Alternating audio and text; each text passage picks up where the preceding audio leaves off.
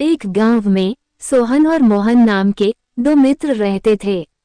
एक दिन सोहन ने मोहन से कहा, दूसरे गांव में जाकर धन कमाया जाए।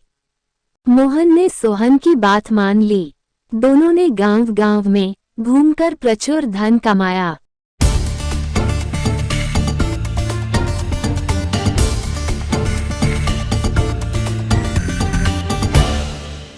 जब वे वापस आ रहे थे तो गांव के पास आकर सोहन ने सलाह दी कि इतने धन को भाई बंधुओं के बीच नहीं ले जाना चाहिए। इसे देखकर उन्हें ईर्ष्या होगी, लोभ होगा। किसी न किसी बहाने वे बांटकर खाने का यत्न करेंगे। इसलिए इस धन का बड़ा भाग जमीन में गाड़ देते हैं। जब जरूरत होगी लेते रहेंगे। मोहन ये बात मान गया। जमीन में गड्ढा खोदकर दोनों ने अपना कमाया हुआ धन वहां रख दिया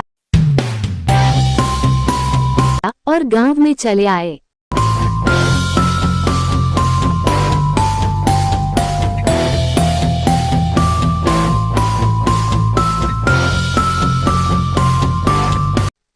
कुछ दिन बाद सोहन आधी रात को उसी स्थान पर जाकर सारा धन खोद लाया और ऊपर से मिट्टी डालकर गड्ढा भरकर घर चला आया।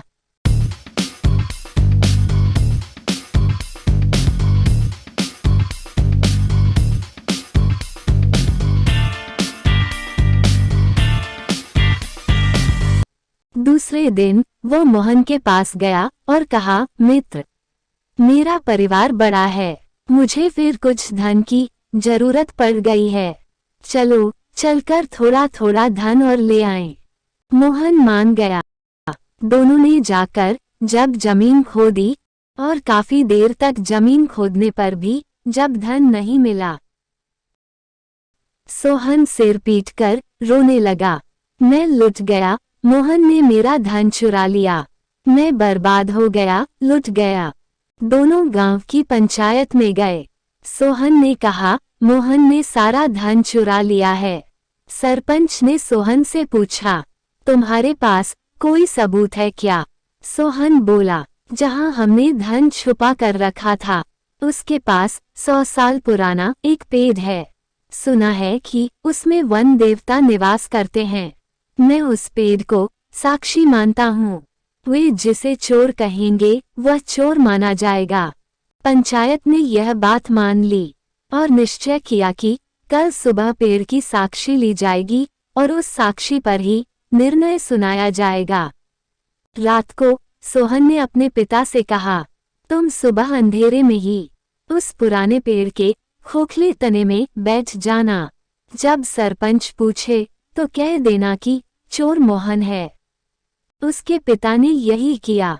वह सुबह होने से पहले ही वहां जाकर बैठ गया।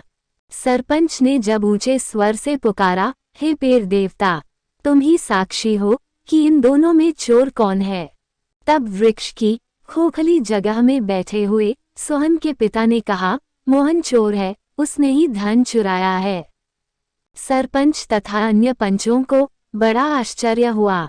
वे अभी आपस में विचार विमर्श कर निर्णय देने की तैयारी ही कर रहे थे कि मोहन ने उस वृक्ष की खोखली जगह में आग लगा दी जहां से वह आवाज आई थी। थोड़ी देर में सोहन का पिता आग से झुलसता हुआ उस वृक्ष के खोल में से निकला। उसने वनदेवता की साक्षी का सच्चा भेद प्रकट कर दिया। तब सरपंच ने फैसला सुनाते हुए कहा, चोरी सोहन ने की है। वह तुरंत मोहन को उसके हिस्से का धन दे, साथ ही अपने धन का आधा भाग दंड के रूप में मोहन को दे। पंचायत का फैसला सुनकर सोहन ने अपना सिर पीट लिया। इस कहानी से हमें शिक्षा मिलती है कि दोस्त के साथ कभी भी धोखा नहीं करना चाहिए। ऐसी और कहानियों के लिए चैनल को सब्सक्राइब करें।